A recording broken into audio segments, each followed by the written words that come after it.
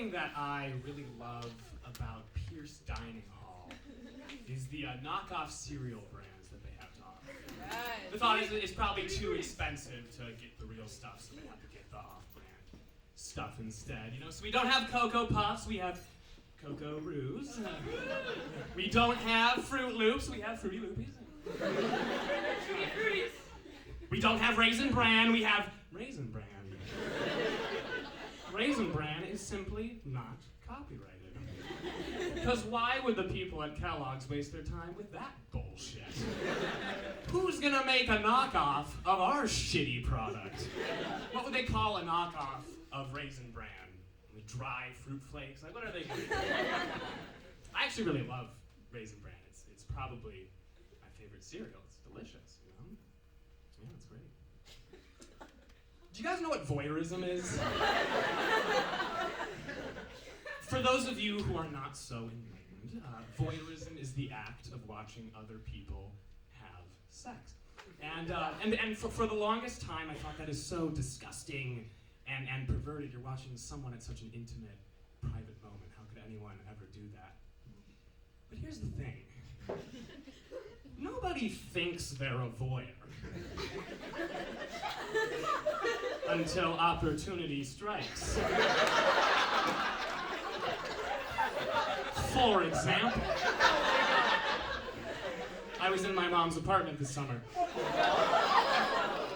And I was watching TV, and I sort of started to see something out of the corner of my eye, something from the apartment directly across the street. And I kind of craned my head and look, and I realized that there are two people having sex across the street, in the apartment directly across. And the next thing I know, I'm getting out of my chair and moving closer to the window. And it's not like I'm aroused or anything.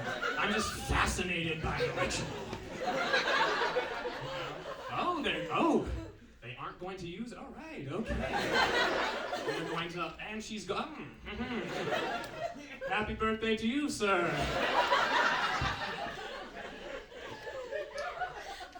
So it's the end of the semester, which is a pretty stressful time for a lot of people. And I'm not really, when it comes to all the things that happen at the end of the semester, the exams and the papers and stuff, don't really bother me. But what really bothers me is the being guilted into going to concerts.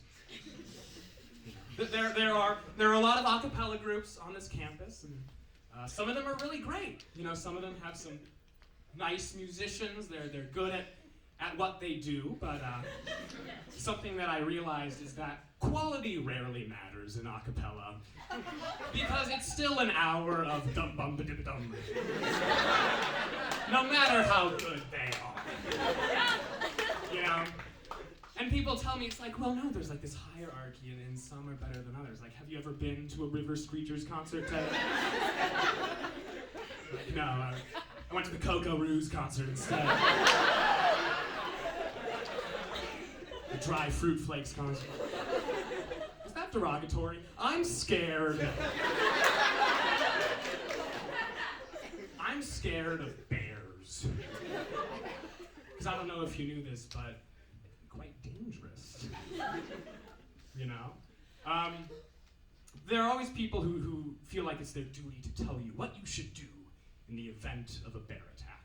You know, you're supposed to run away, or you're supposed to scare it away, or you're supposed to play dead. And it's like, no. If I see a bear in the wilderness, the only thing I'm going to do is die.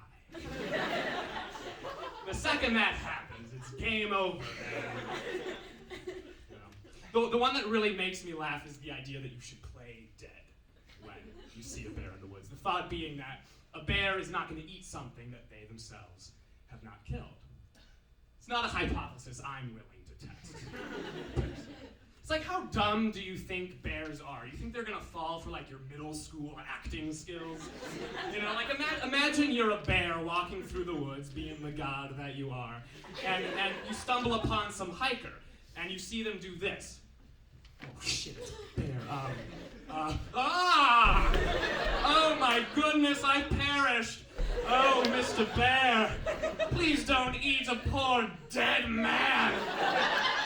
I know you're tempted, the tasty snack that I am. Oh, Mr. Bear. That's my bear bit. That was also my sex. Thank you guys very much.